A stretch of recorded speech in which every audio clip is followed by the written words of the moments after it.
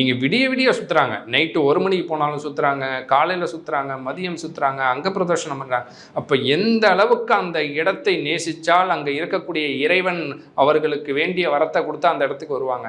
ஆனா இன்னொரு முக்கியமான விஷயம், அங்க இடைக்காடாருடைய சமாதி இருக்கு.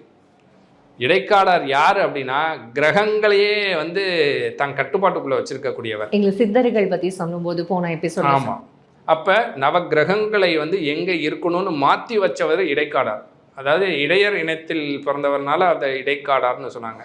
அப்ப அந்த கிரகங்களால தானே மக்கள் இன்னைக்கு துன்பத்தை அனுபவிக்கிறோம். சனி தோஷம், சூரிய தோஷம், இல்லை பிரம்மகத்தி தோஷம், நாகு கேது, எல்லா தோஷங்களால் இன்னைக்கு ஏதோ ஒரு துன்பம் துயரங்கத்தை அனுபவிக்கிறோம். அப்போ அந்த கிரகங்களால் ஏற்பட்ட எந்த தோஷம்னாலும் திருவண்ணாமலைக்கு கிரிவலம் சுற்றி இறைவனை மலையாய் இருக்கக்கூடிய இறைவனை அன்னைக்கு தரிசிச்சிட்டாலே உங்களுக்கு கிரகங்களால் ஏற்பட்ட தோஷம் விலகும்.